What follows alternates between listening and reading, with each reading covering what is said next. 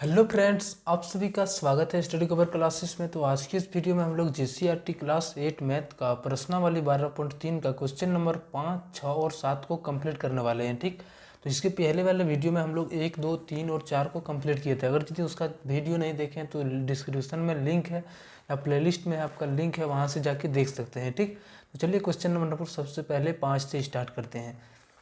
बोलता है, क्या ऐसा बहुफलक संभव है जिसके फलकों की संख्या कुछ भी हो सकता है।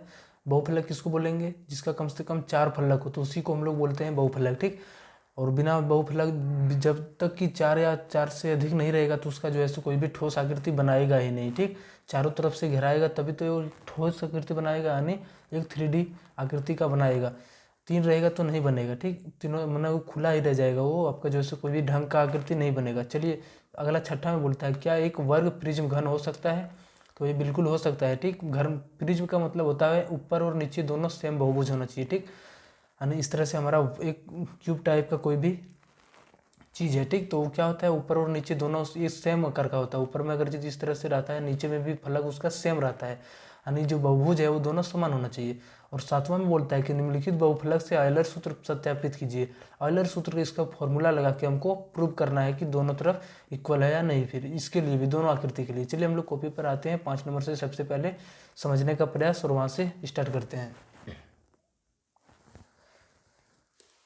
तो चलिए यहाँ पे बोलता है कि क्या ऐसा बहुफलक संभव है जिसके फलकों की संख्या कुछ भी हो सकता है। ठीक, तो ये बिल्कुल भी संभव है, लेकिन कब? जब 4 या हो 4 से अधिक हो। ठीक, तो हम इस तरह से आंसर बना के लिख सकते हैं कि हाँ, ये संभव हो सकता है। तो भाई एक कब संभव होगा? जब कम से कम कितना फलक होना चाहिए? 4 होना चाहिए। जब उनमें 4 फलक सम्मिलित हो। ठीक, अगर यदि 4 फलक नहीं रहेगा तो क्या कोई भी एक आकृति बनाएगा ही नहीं। ठीक, 3D आकृति यानी ठोस आकृति वो बनाएगा ही नहीं, जिसके कारण वो ना ही बहुफलक होगा, कुछ भी वो कहाएगा ही नहीं। ठीक, कम से कम कितना होना चाहिए? 4 होना चाहिए। ठीक, तभी ये बनेगा। चलिए हम लोग नेक्स्ट क्वेश्चन 6 नंबर पर आते हैं। अगर यदि इसका उदाहरण देखेंगे तो आप लोग थोड़ा देखिए, तो वहाँ पे संभव है ताकि आप लोग समझ सके इसको। देखिए आपका यहाँ पे है, कम से कम ये हमारा ठोस आकृति है। ठीक, ये हमारा ठोस आकृति है, तो इसके लिए फलक की संख्या कितनी है? ये हमारा एक फलक, दूसरा फलक, तीसरा फलक, चौथा और पांचवा, कम से कम इसमें कितना है? 4 तो है, तो ये बहुफलक है। ठीक, इसमें भी देखिए 1, 2, 3 और उधर बगल वाला 4, इसमें कम से कम कितना है? 4। 4 होना ही चाहिए, तभी वो हमारा क्या एक ठोस आकृति बनेगा, तभी तभी वो हमारा बहुफलक भी कहलाएगा। ठीक, चलिए अब नेक्स्ट हमारा क्या, एक वर्ग प्रिज्म घन, यानी छठा क्वेश्चन पर हम लोग आते हैं। एक वर्ग का जो प्रिज्म होता है कैसा होता है वर्ग प्रिज्म? देखिए यहाँ पे है फॉर्मूला में,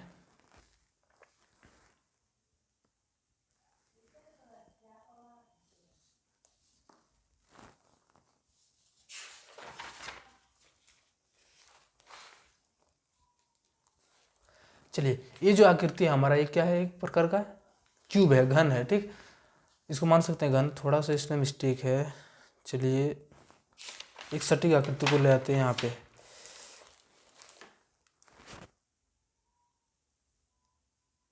ठीक, यहाँ पे एक आकृति है हमारे पास, यहाँ पे है। तो ये जो आकृति है क्या है? एक प्रकार का घन भी है और ये प्रिज्म भी है। प्रिज्म हम किसको बोलेंगे? जब अगर यदि ऊपर का बहुभुज, ये हमारा ऊपर का बहुभुज ये रहा और नीचे का बहुभुज मेरा ये रहा। ठीक, अगर ये दोनों सेम है तो हम इसी को बोलेंगे प्रिज्म। ठीक, तो ये क्या एकदम संभव है क्या? नहीं। बोलता है क्या एक वर्ग प्रिज्म घन हो सकता है? तो ये हमारा वर्ग जो प्रिज्म है ये क्या घन नहीं है? एकदम बिल्कुल घन है। घन किसको बोलेंगे? जो हमारा घन के आकार का, जैसे लंबाई, चौड़ाई और ऊंचाई तीनों हमारा सेम हो तो उसी को हम घन बोलते हैं। ठीक, तो ये क्या है? एक वर्ग प्रिज्म भी है। ठीक, चलिए तो इसका आंसर क्या हो जाएगा? ये बिल्कुल हाँ, आंसर में हाँ लिख देंगे। ठीक, तो इस वाले में आंसर हम लिख देंगे कि हाँ, ये प्रिज्म हो सकता है।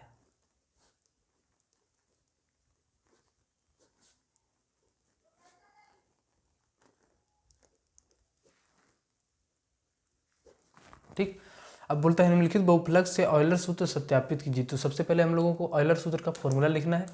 तो चलिए सबसे पहले हम लोग यहाँ पे फॉर्मूला लिखते हैं 1 नंबर के लिए। ऑयलर सूत्र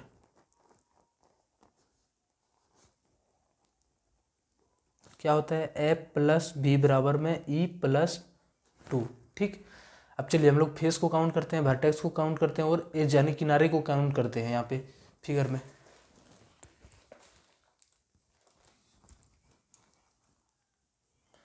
तो चलिए इसमें हम लोग सबसे पहले क्या करते हैं, एज यानी किनारे को हम लोग काउंट करते हैं। कौन कितना किनारा है, 1 2 3 4, 4 हो गया आपका। इधर से आपका 5 6 7, फिर इधर 8 9 10 11, फिर इधर आपका जाएगा 12 13 और नीचे से इधर 14 और 1 15। टोटल आपका कितना हो जाता है, यहाँ पे फेस आपका एज जो किनारा हो जाता है वो 15 हो जाता है। यानी टोटल हमारा आप लोगों को ये याद रखना है कि टोटल जो फेस फलक की संख्या हमारा कितना मिल गया, टोटल फलक आपका कितना आ जाता है। मैं एक बार फिर से आप लोगों को काउंट करवाता हूँ, ठीक। यहाँ से 1 2 3 और ये हमारा यहाँ से यहाँ टोटल फिर 1 4, इधर 5 6 7 8, टोटल आपका फलक कितना आ गया, 8 आ गया, ठीक। अब किनारे को हम लोग काउंट करते हैं, यानी जो बगल बगल में रेखा लगा है उसको हम लोग सबसे पहले इधर से 1 2 3 4, ऊपर वाला तीनों को गिनेंगे तो 7 8 9 10 11 12 13 14 और 1 इधर से अंदर वाला 15। टोटल कितना हो जाता है, 15 हो जाता है, ठीक। यानी एज का जो मान हो जाता है आप लोगों को याद रखना है, हम बाद में लिख लेंगे एज का मान 15। और लास्ट आपका आ जाता है वर्टेक्स यानी शीर्ष का मान, बिंदु।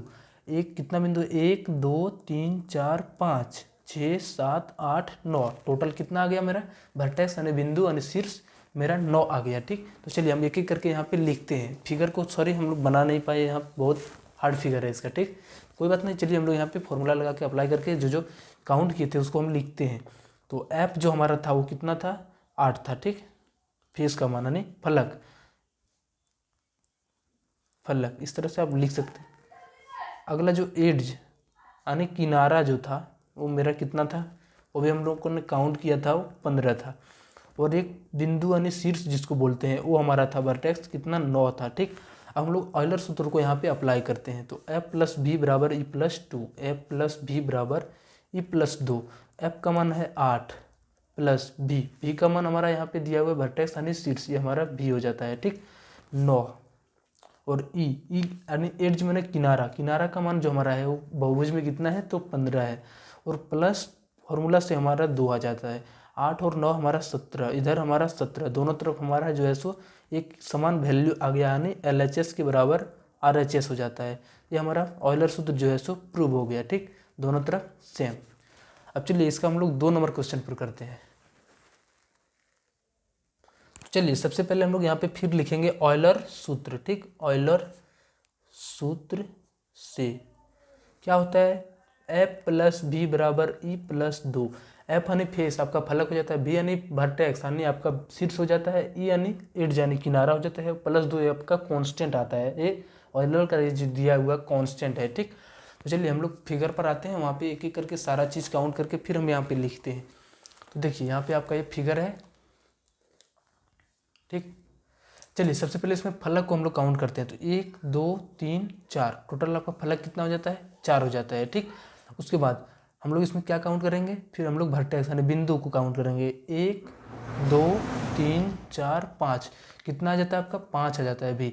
और E यानी एड्ज यानी किनारा का हम लोग काउंट करते हैं। तो 1 2 3 4 5 6 7 8, कितना आ जाता है आपका, टोटल 8 हो जाता है, ठीक। चलिए एक एक करके हम लोग फिर सबसे यहाँ पे लिखते हैं, हम लोग फिर काउंट करते हैं। तो हमारा ये सीधा 4 दिख रहा है, लेकिन एक बगल उधर उस साइड में है तो हमारा टोटल फेस हमारा 5 हो जाता है, ठीक। फेस का मान यहाँ पे 5 लिखते हैं। एज यानी किनारा का मान कितना था, हम लोग काउंट किए थे 18 था। और वर्टेक्स का जो मान था वो 5 था, ठीक। चलिए अब हम लोग ऑयलर सूत्र को यहाँ फिर से अप्लाई करते हैं। तो F + B = E+2, ठीक। अब F का मान हमारा है 5 प्लस B का मान हमारा दिया हुआ है यहाँ पे 5 बराबर में E का मान हमारा फिर दिया हुआ है 8 और ये प्लस का 2, 5 और 5 10, फिर 8 + 2 10, फिर हमारा समान वैल्यू LHS की तरफ और वही वैल्यू हमारा RHS की तरफ। ये हमारा ऑयलर सूत्र सत्यापित हो जाता है, ठीक, प्रूव्ड।